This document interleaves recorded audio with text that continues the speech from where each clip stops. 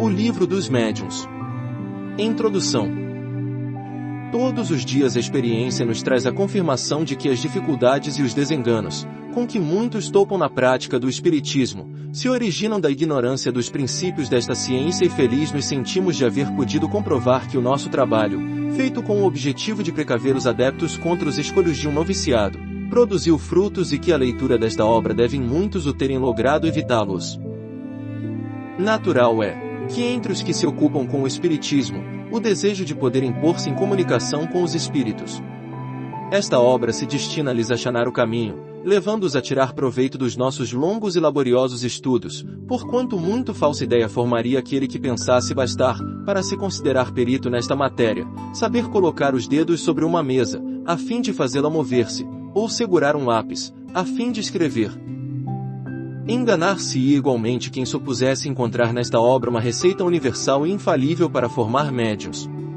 Se bem cada um traga em si o germen das qualidades necessárias para se tornar médium, tais qualidades existem em graus muito diferentes e o seu desenvolvimento depende de causas que a ninguém é dado conseguir se verifiquem à vontade. As regras da poesia, da pintura e da música não fazem que se tornem poetas, pintores, ou músicos os que não têm o gênio de alguma dessas artes. Apenas guiam os que as cultivam, no emprego de suas faculdades naturais. O mesmo sucede com o nosso trabalho. Seu objetivo consiste em indicar os meios de desenvolvimento da faculdade mediúnica, tanto quanto permitam as disposições de cada um, e, sobretudo, dirigir-lhe o emprego de modo útil, quando ela exista. Esse, porém, não constitui o fim único a que nos propusemos. De par com os médiuns propriamente ditos, há, a crescer diariamente, uma multidão de pessoas que se ocupam com as manifestações espíritas. Guiá-las nas suas observações, assinalar-lhes os obstáculos que podem e hão de necessariamente encontrar, lidando com uma nova ordem de coisas, iniciá-las na maneira de confabularem com os espíritos, indicar-lhes os meios de conseguirem boas comunicações, tal o círculo que temos de abranger, sob pena de fazermos trabalho incompleto. Ninguém, pois, se surpreenda de encontrar nele instruções que, à primeira vista, pareçam descabidas. A experiência lhes realçará a utilidade. Quem quer que o estude cuidadosamente melhor compreenderá depois os fatos de que vem a ser testemunha, menos estranha lhe parecerá a linguagem de alguns espíritos. Como repositório de instrução prática, portanto, a nossa obra não se destina exclusivamente aos médiuns, mas a todos os que estejam em condições de ver e observar os fenômenos espíritas. Não faltará quem desejar publicássemos um manual prático muito sucinto, contendo em poucas palavras a indicação dos processos que se devem empregar para entrar em comunicação com os espíritos. Pensarão esses que um livro desta natureza, dada a possibilidade de se espalhar profusamente por módico preço, representaria um poderoso meio de propaganda, pela multiplicação dos médiuns. Ao nosso ver, semelhante obra, em vez de útil, seria nociva, ao menos por enquanto. De muitas dificuldades se mostra ensada a prática do espiritismo e nem sempre isenta de inconvenientes a que só o estudo sério e completo pode obviar. Fora, pois, de temer que uma indicação muito resumida animasse experiências levianamente tentadas, das quais viessem os experimentadores a arrepender-se. Coisas são estas com que não é conveniente, nem prudente, se brinque e mau serviço acreditamos que prestaríamos, pondo-as ao alcance do primeiro estouvado que achasse divertido conversar com os mortos.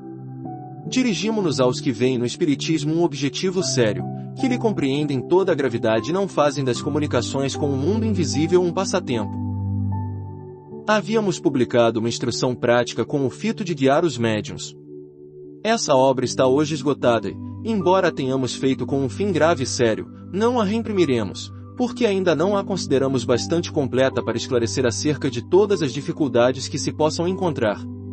Substituímo-la por esta, em a qual reunimos todos os dados que uma longa experiência e conscienciosos estudos nos permitiram colher.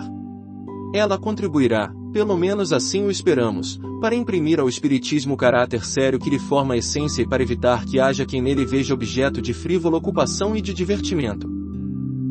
A essas considerações ainda aditaremos outra, muito importante, a má impressão que produzem nos novatos as experiências levianamente feitas e sem conhecimento de causa, experiências que apresentam o inconveniente de gerar ideias falsas acerca do mundo dos espíritos e de dar aso à zombaria e a uma crítica quase sempre fundada. De tais reuniões, os incrédulos raramente saem convertidos e dispostos a reconhecer que no espiritismo haja alguma coisa de sério.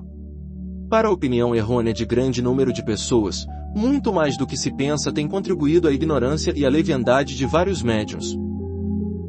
Desde alguns anos, o espiritismo ha realizado grandes progressos, imensos, porém, são os que conseguiu realizar, a partir do momento em que tomou rumo filosófico, porque entrou a ser apreciado pela gente instruída. Presentemente, já não é um espetáculo, é uma doutrina de que não mais riem os que zombavam das mesas girantes. Esforçando-nos por levá-lo para esse terreno e por mantê-lo aí, nutrimos a convicção de que lhe granjeamos mais adeptos úteis, do que provocando a torto e a direito manifestações que se prestariam a abusos. Disso temos cotidianamente a prova em um número dos que se hão tornado espíritas unicamente pela leitura de O Livro dos Espíritos. Depois de havermos exposto, nesse livro, a parte filosófica da ciência espírita, damos nesta obra a parte prática, para uso dos que queiram ocupar-se com as manifestações, quer para fazerem pessoalmente, quer para se inteirarem dos fenômenos que lhes sejam dados observar. Verão, aí, os óbices com que poderão deparar e terão também um meio de evitá-los. Estas duas obras, se bem a segunda constitua segmento da primeira, são, até certo ponto, independentes uma da outra. Mas, a quem quer que deseje tratar seriamente da matéria, diremos que primeiro leia o Livro dos Espíritos, porque contém princípios básicos, sem os quais algumas partes deste se tornariam talvez dificilmente compreensíveis. Importantes alterações para melhor foram introduzidas nesta segunda edição, muito mais completa do que a primeira. Acrescentando-lhe grande número de notas e instruções do maior interesse, os espíritos a corrigiram, com particular cuidado. Como reviram tudo, aprovando-a, ou modificando-a à sua vontade, pode dizer-se que ela é, em grande parte, obra deles, porquanto a intervenção que tiveram não se limitou aos artigos que trazem assinaturas. São poucos esses artigos, porque apenas apusemos nomes quando isso nos pareceu necessário, para assinalar que algumas citações um tanto extensas provieram deles textualmente. A não ser assim, houvéramos de citá-los quase que em todas as páginas, especialmente em seguida a todas as respostas dadas às perguntas que lhes foram feitas, o que se nos afigurou de nenhuma utilidade. Os nomes, como se sabe, importam pouco, em tais assuntos. O essencial é que o conjunto do trabalho corresponda ao fim que colimamos. O acolhimento dado à primeira edição, posto que imperfeita, faz-nos esperar que a presente não encontre menos receptividade.